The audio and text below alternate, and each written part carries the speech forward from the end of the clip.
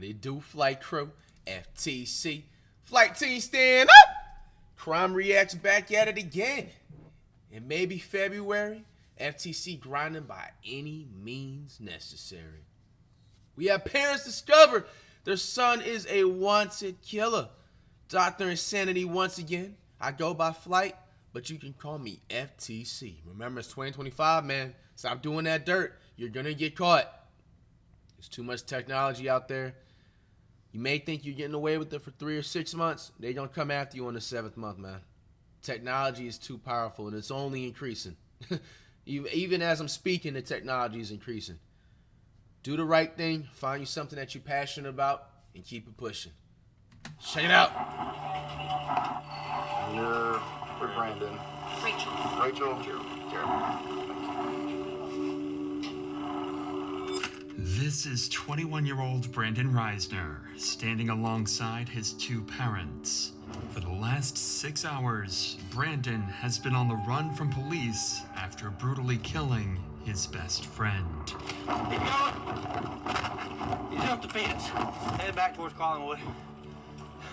And as Brandon's parents learn their son is an alleged killer, all they can do is pray as they patiently wait for their son's fate. Bro. That's why, man, especially, it's always obviously important, you know what I'm saying, making sure you're doing your job and being a parent, but like, if it comes to any type of time period, bro, I feel like around like now in like 2025 is where, like, you know, especially if you're a parent, you really need to keep your eyes on your child, man. Now, obviously it applies to every other years and stuff, but basically what I mean about it is just, bro, it just falls back again with just technology, social media, is just too much stuff where you can just, you know, kids can just get easily influenced on while they're growing up. And, you know, if their parents are busy working and stuff, bro, I feel like the first thing that it starts with is just just what's on the computer, what they're looking at on their phone, you know what I'm saying, who they hanging around with, you know what I'm saying, who are even the people they're hanging around with, who they even hanging around with, you know. So it's really a tough ball game, because it's just like, you know, obviously, like, you know, way back in the years and days and stuff when technology wasn't as advanced, it's just like more people was, you know, outside versus inside.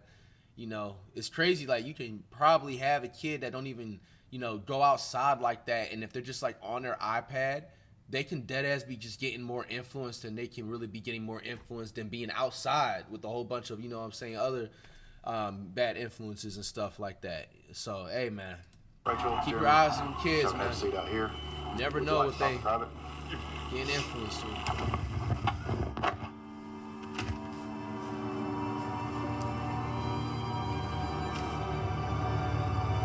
Damn, look at his dad's face. He has a blink, man. Parents' worst nightmare. Having to bury your child or having the freedom taken. On a cold November morning in 2022, a ditched Toyota Prius would be discovered by officers in Rome, Georgia. There's nothing. That's what I was looking for. There's nothing. Why this car was ditched in the middle of a creek is something police were yet to figure out. Y'all don't think he's in there? No, I can argue there. Oh, okay. Son's name's Aaron Davis. Supposed to be coming to Rome to see some friends and going to Alabama to see his girlfriend. I don't think he made it there. Nah. I wonder where he's at. Why his car's down there. Crazy thing is, there's nothing. I mean, there was no acceleration. It's almost like it just Rode it off in there or something. yeah. Did it go all the way up in park or something? Yeah, I mean, there's lights on like it's, but it ain't running. I rode over here to see what was going on. He was down there treating out the trash. A tow truck would eventually come and lift the vehicle out from the creek, and upon searching the license plate number, they would discover it belonged to 21-year-old Aaron Davis. Luckily, the town of Rome, Georgia is relatively small, and officers were already familiar with the name, so Lieutenant Sailors would give Aaron's father a call a few minutes later. Okay. Yeah, can you see if you maybe can get a hold of him and check in with him, see where his car's supposed to be? So you just found the car abandoned there? now. Yeah, it's actually off in a little ditch. We're in the process of getting it out. I don't think there's anybody in it right now. Aaron's car being ditched is just as much of a mystery to his father as it is for the police. Wow. However, he did have some useful details he was able to give the lieutenant following this call. The night prior to this footage, Aaron went to visit his longtime friend, Brandon Reisner. The two had been friends since middle school, and their friendship continued all the way through college. Aaron had just recently graduated from Brigham Young University, so his over 60-mile travel to visit Brandon was meant to celebrate the new start to adulthood. But ever since Aaron had left for Brandon's house, nobody had heard from him, and his phone would go straight to voicemail. All of these strange mysteries would lead Aaron's father to file a missing persons report, and an investigation to find Aaron would officially begin. First, and most obviously, police would give Brandon Reisner a call, as he was supposedly the last person to have been in contact with Aaron. You know, like, one thing, man, that I don't be understanding with, because obviously we see by the intro, like, we have an idea of who probably did this, and I'm gonna assume and take a guess that it was Brandon. Bro, like, if you doing any type of dirt, especially to, like, bro, like, your close one or your homie or stuff like that, bro, I hope you know, like, when cops finally find out, like, what happened to them and stuff, bro, like, the first people that they hit up is their family. The family don't got no info. They're gonna hit up, like, their most, like, 2 or 3 recent girlfriends. You know what I'm saying? If they don't got any info, even if they still do, they're going to go and keep finding more info. Then they're going to hit up, you know what I'm saying, 2 or 3 of their closest best friends. You know what I'm saying? You're going to be the first person they are going to be looking after to contact. They're not going to just be like, oh, you know what? We'll probably contact them about 2 years later, give you a whole bunch of time to try and get away with it or wipe away evidence. Like, no, nigga, they going to hit you up as soon as they find this out. They're going to look through all text messages, all social media posts. They're going to look at all story. I hope you know they can look at that stuff too. They can look at the story stuff. They can look at all that little, you know, Snapchat stuff, or if you got some other, you know what I'm saying, like group chats on Facebook. Bro, they can see all that stuff, bro. They have straight access. So, you know, just remember that, bro. Like, you're gonna be the first person they hit up, bro, if you a friend of somebody and you trying to, like, do some snake shit or whatever. So, Hey, I'm Lieutenant Sailor's Rome Police. You doing all right today? Yes, I am. I'm looking for my friend right now. Yeah, that's what I was calling about. You hadn't heard from him? I have not. I've tried calling him, and it's just gone straight to voicemail. And I heard he was at Heritage Park, so that's where I'm at right now. So I'm looking around. Do you guys know where the car was? Yeah, it was in a ditch over there. When's the last time you saw him? I saw him last night. About what time? Well, we started drinking around like 12 noon. He started throwing up pretty bad. He told me to leave him alone. I guess I woke up around like 1 or 2 a.m. And that's when I saw that his car was gone. All right. Well, if y'all hear from him, let us know, okay? Yeah, thank you for the help, sir. All right. Bye-bye. Brandon's story made complete sense, and he even claimed to be actively looking for Aaron at the time of the phone call.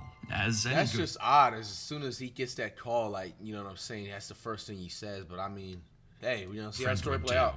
It seemed like Brandon was clearly the person they needed to speak to further in order to get to the bottom of Aaron's disappearance. So a few hours later, they showed up, unannounced, at Brandon's house to get more answers about what happened the night before. This time, face to face.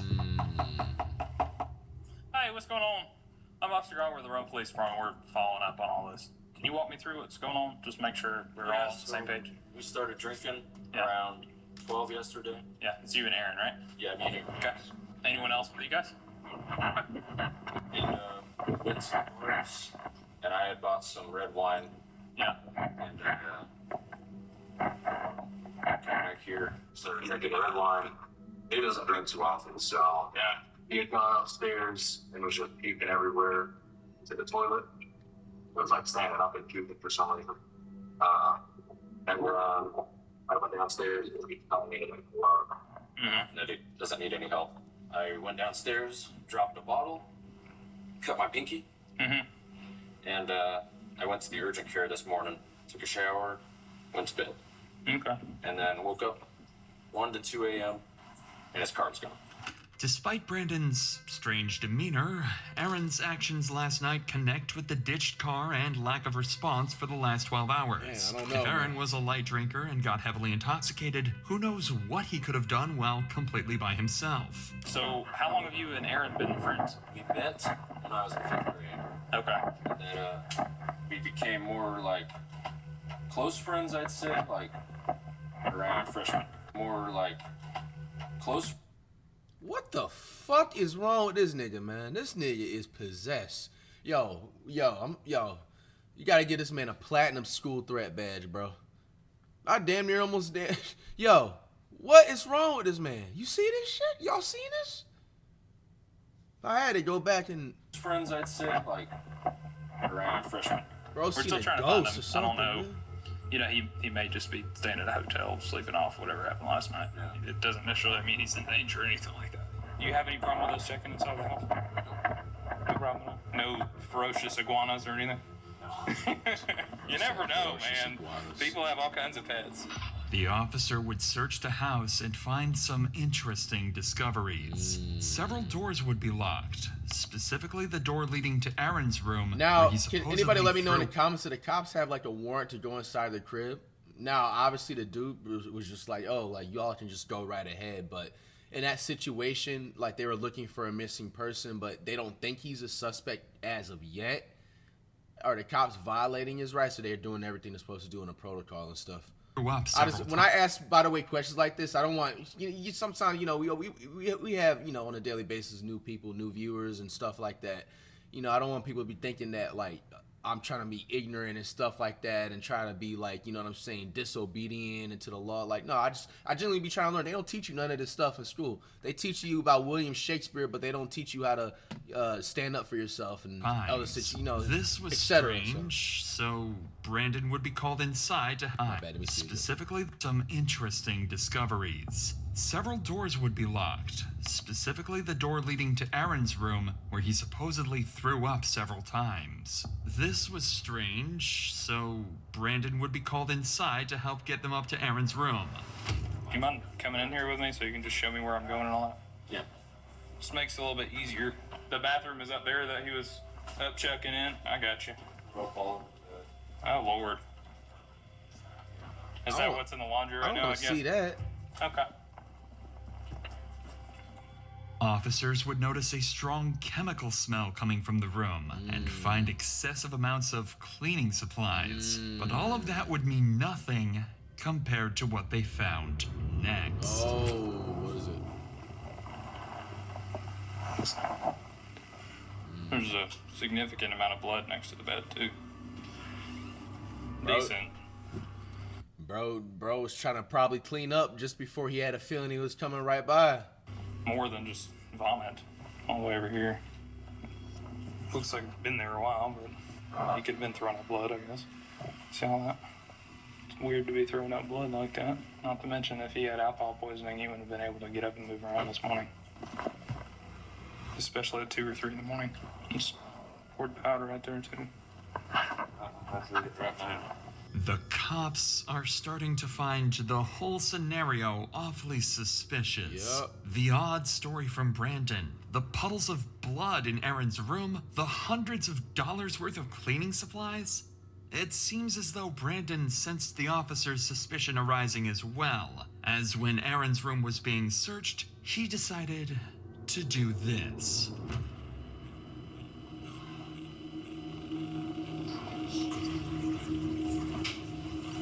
Oh, my knees.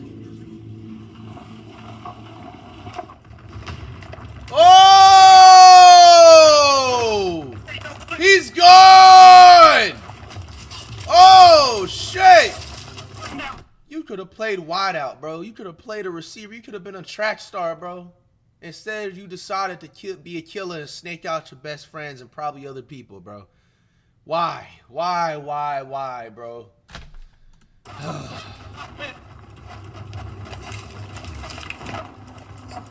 This nigga fast, boy. This man fast. He jumped the fence, headed back towards Collinwood. Bro, that's 4.2 speed, bro. It's a shame, man, when you see certain people that have, you know, gifted athletic talents, man, wasted, dog. It's probably one of the biggest, like, to me at least, you know, like, it's just athletic, sad potential wasted trying to be a criminal, dog. Damn. Somewhere between LaPorte and Eastside should be in these houses. That man dead ass. I'm not even trying to troll. He could have probably competed in the Olympics, bro. Bro, did you see how fast this dude Brandon was? Go up to the house, get in the backyard. Possible 1043 suspect.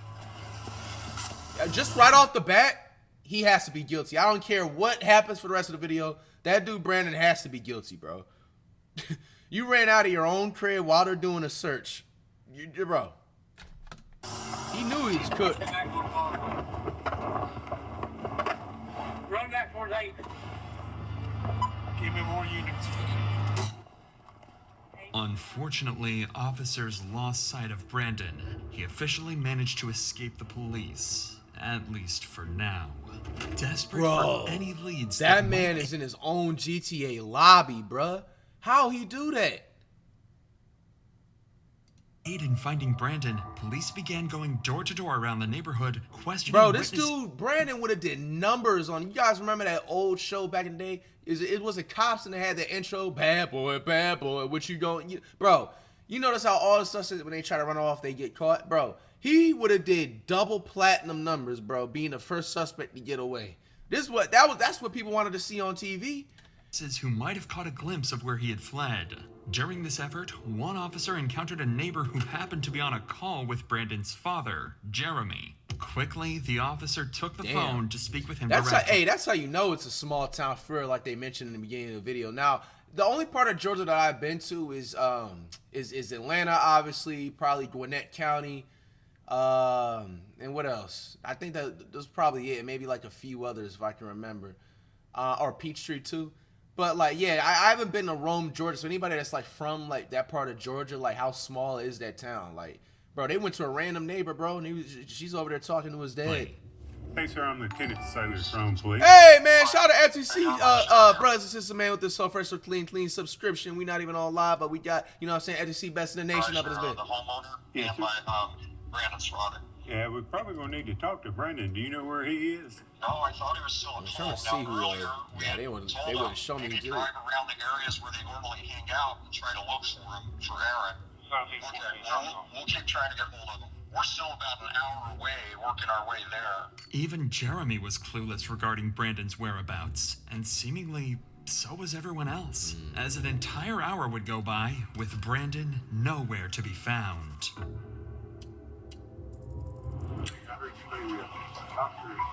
I am.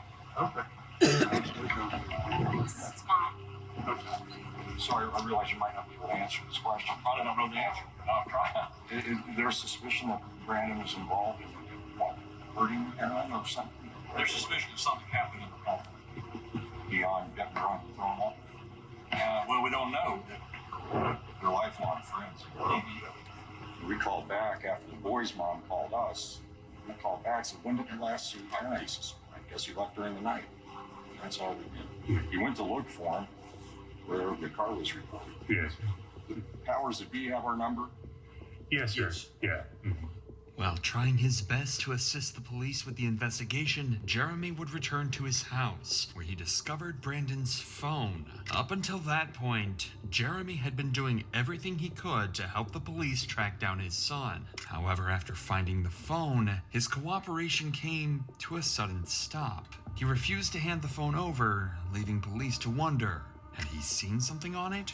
Or was he hiding something far more unsettling? But before we get to that, Jeremy is not alone in facing a tragedy. Unfortunately, it can happen to any of us. Attorneys win hundreds of another insurance offers. A few minutes .forthepeople.com/insanity found in the description, or by scanning the QR code on the screen from your Brandon's phone. With that said, let's get back to Jeremy, who would go on to discover Brandon's phone while searching around the house. This was a huge discovery for the investigation, as it could help trace where Brandon could have gone off to. But unfortunately, Jeremy was unwilling to give up the phone to cops until he could better understand the situation. After all, Brandon is his son, and he is innocent until proven guilty, so giving up the phone could be a tragic mistake.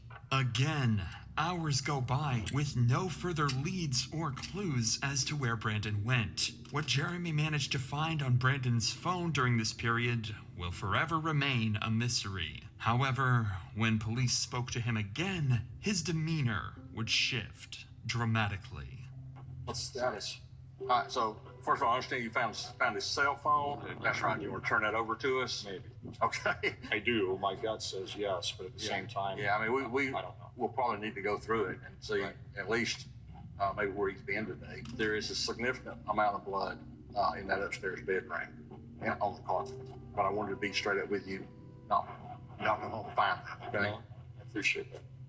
Do you have a warrant that would include the phone? No, we'd have to get one at some point, so we couldn't go into it without that. So Some text back and forth. maybe something helps. You know, I know. That's him. You know, but I can't promise you that. 'Cause I don't. No, I know. Yeah, I don't know what all's in there. So I want to. I was as a. I know, as a father, I understand. All right. Well, yeah, I'm gonna keep walking. Something had changed. Whatever was on that phone had to be disturbing, and the officer seemed to have caught on to this as well. Crazy, man. Because he doesn't know what's going on.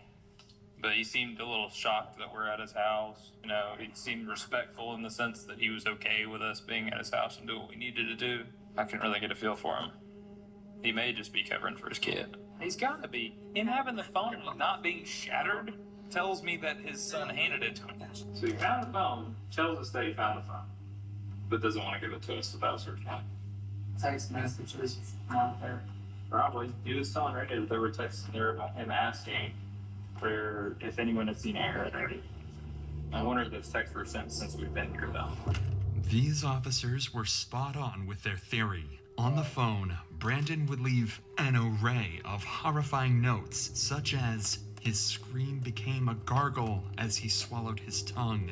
I like dark places where my mind melts. Yo, bro. Yo, this dude gotta go on somewhere, man. He can't be on Earth with this, dog. There's no way this dude, Brandon, is a human. His scream became a gargle as he swallowed his tongue. Bro, and you wrote that willfully in your phone? This, bro, I knew something was off about him, the way he was staring with those eyes, dog. This is a weirdo so for good, sure, bro. and I feel so cool. My brain's Weirdo. a waterfall running out of my nose like drool. I can turn myself on in the blink of an eye. They notified me as the smartest man alive. Additionally, he would leave a to-do list following the murder of Aaron. 1. Schedule last 3 songs. This was in reference to his YouTube channel where he would post his music. 2. Vacuum. 3. Laundry. Where is this going? So you mean to tell me, like, he took out his friend and he's trying to boost his music career? Like, where is this going? I don't... Where he would post his music. 2. Vacuum. 3. Laundry. 4. Shower in my shower. 5. Take bath. Tomorrow. 1. Text Rachel that Aaron threw up horribly. I think there was some blood in it. 2. I woke up and he was gone. Whether or not these exact messages were what alarmed Jeremy is unknown. But something on that phone made it clear to him that Brandon had killed Aaron. Bro. And just an hour later, Jeremy would call police detailing that he was with Brandon and that he was willing to surrender and turn himself in. So 25 minutes later, Brandon and his parents would arrive at the station. You're with Brandon. Rachel. Jeremy. Thank you.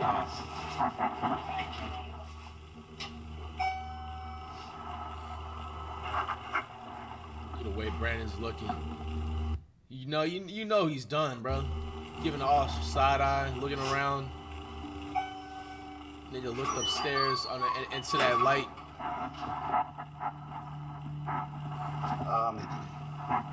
Rachel, Jeremy, if y'all can have a seat out here, I'm gonna take him back there and we'll talk, man.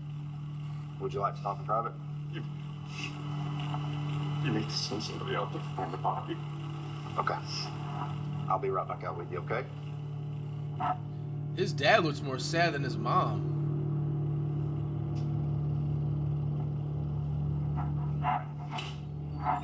What I'm thinking is that his dad probably had a long talk with him like the night before or whatever, the day before during the daytime about everything, and he's just probably hurt by In it. your pockets, and I need to know about. Wallet and keys. Those real quick. Anything else? No. Sorry about that. Go ahead and have a seat. Now that Brandon was secured, the detective would sit him down to try and get a basic confession or any information that might ease the path to conviction. Alright, like I was saying, I'm Detective York. I work here at the wrong PD, of course. Detective York, yep, that's me. So before we get started, got some paperwork you gotta fill out. The detective would start the interview by getting Brandon's basic information and contact addresses. So I'm gonna read you some stuff before we get started, okay? You have the right to remain silent. You have the right to talk to a lawyer for advice before you are asked questions and have him with you during questioning. I would like a lawyer. You would like a lawyer, okay? Alright, sit tight for just a minute. Brandon was smart. He knows nothing he says in the interrogation room will go on to help him in court, so he decides to keep his mouth shut. While this is unfortunate for the detective, Brandon's parents are more than willing to have a discussion with him. So instead, he turns his attention over to them to try and get the information that he's looking for. Wow. See what they gotta say.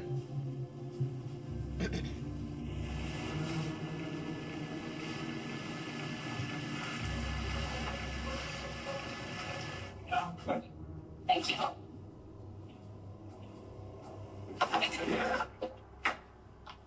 There's a lot going on right now. The only thing that we can do is be all right now. Get your fucking body. I can take you out. Try to show you. I can try to show you You can try to show us the general area, yeah. Okay. There's an old cemetery. Up the hill. You turn left. Trendle, something like Trendle. Okay. We can show you. All right. This statement from Jeremy was crucial information to track down Aaron's body. But as valuable as this information is, the detective recognized the importance of capitalizing on the opportunity to gather as much from Jeremy as possible while he remained cooperative. With this in mind, he shifted his focus to delving deeper into Brandon's personal life before turning to search for the body. Brandon had brought him home from college because he was having anxiety attacks, he was having suicidal thoughts, he was having visions.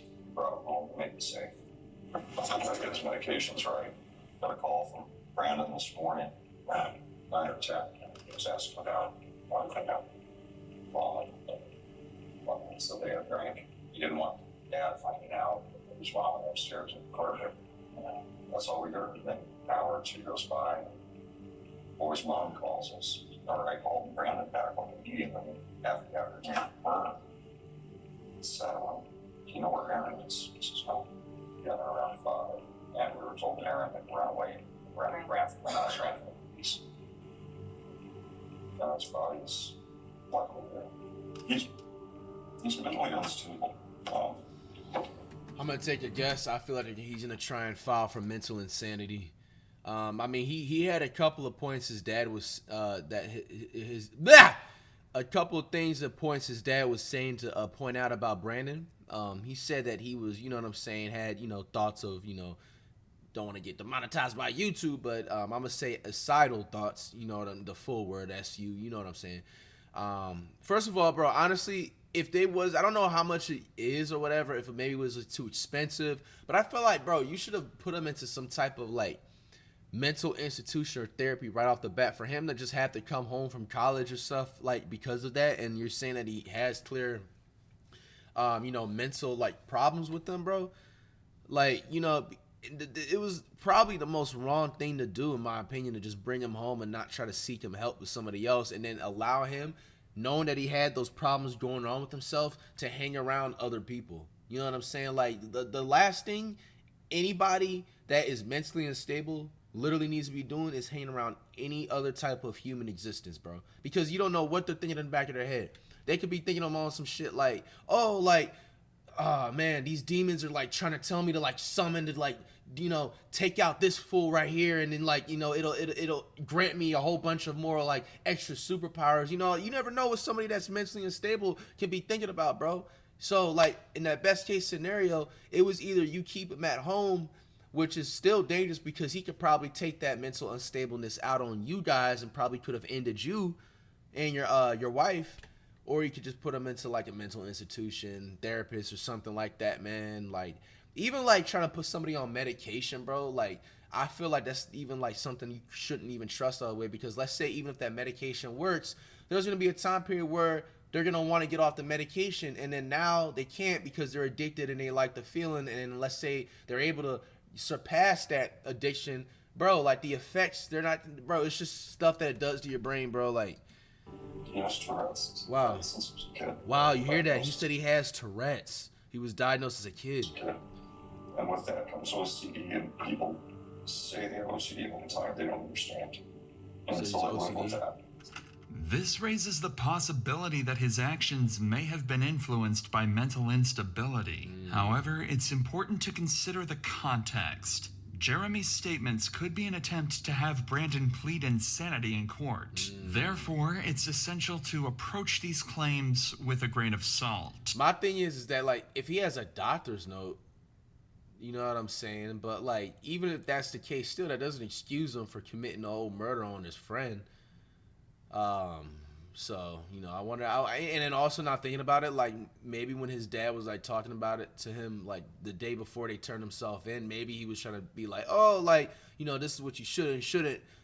So, as they may not fully reflect the reality of the situation. Regardless, police now had an approximate location of where Aaron's body should be, so all hands went on deck to search the cemetery Jeremy had described. Aaron was found buried in the cemetery, behind a secluded area in the back of the property. Even worse was that his body was wrapped inside the very sheets he slept on in Brandon's house. hell nah, yo, Brandon, bro, nah, you gotta get like 5 life sentences, bro. Maybe the damn death penalty, bro. Like, I ain't gonna lie. Even if you were mentally unstable in a way, you knew what you was doing, bro. This is just cruel. This is cruel. This is evil. This dude probably suffered a little bit before, like, he completely was unalived. You know what I'm saying? His own sheets where he threw up on. Like, this is just pure torture that you did to your friend, your so-called friend, dog.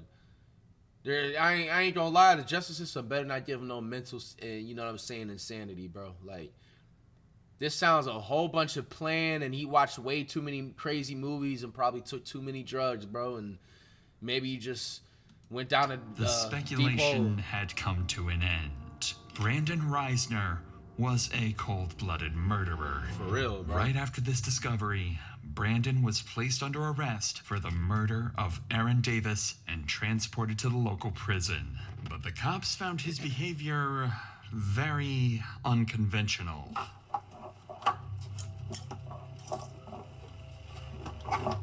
Stand right there. Come on. Go up to the counter, right? Let them follow their instructions. This is it. Bumper, you got ID in here if you want. For me? No, we're talking to you. You got your ID in there. For me? No, we're talking to you. You got your ID in there. What the hell is he looking like that for? Yeah. Officers Bro said he stated thought it that was a Brandon snack. remained eerily calm while being transported and seemed completely unfazed by the entire situation. And while Brandon had been successfully captured and the Bro. case by the entire eerily calm while being transported. This is another thing that's like, what's wrong with the justice system? Didn't they just catch this? Well, they didn't catch him technically. He turned himself in. So I don't know if it's because he turned himself in where they're a little bit more lenient and stuff. But bro, he's not in cuffs walking through that hallway. Now, obviously, his chance of escaping is slim, but he still has a chance to escape again. Like, I just noticed that. He literally just ran away from the cops earlier, and he's sitting there uncuffed in a whole police station, bro.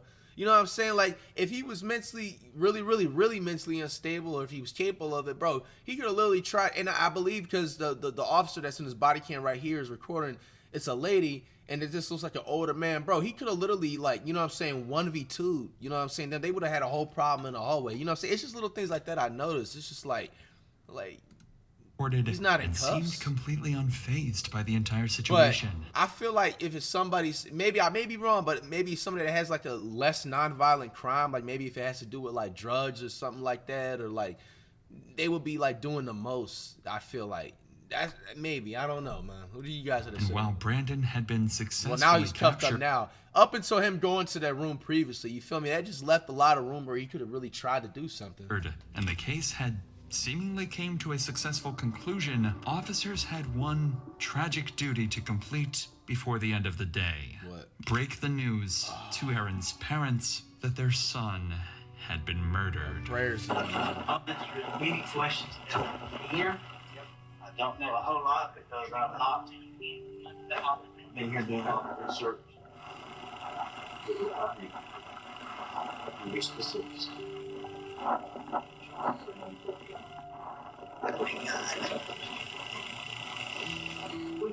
Why would he do that?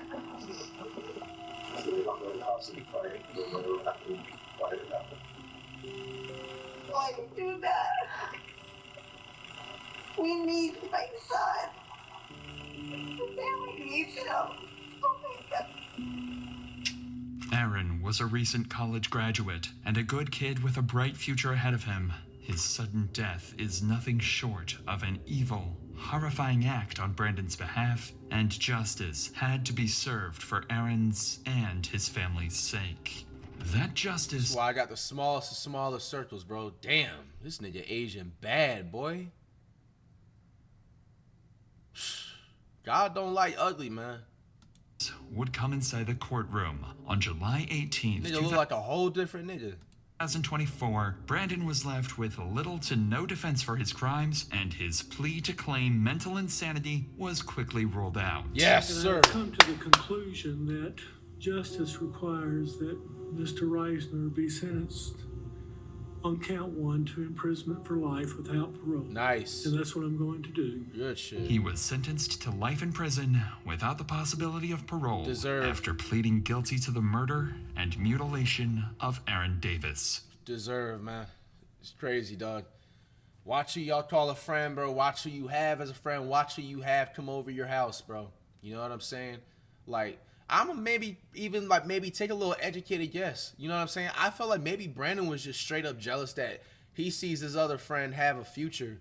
You know what I'm saying? He graduated college. You know what I'm saying? Like, he looks like he takes care of himself, like in most like Paul's way and stuff. But like, you know what I'm saying? Like, he just had a bright future and he probably has really good energy. He probably just didn't mess with that, bro, and he just wanted to take his life away because Brandon just didn't see any type of future for himself, bro.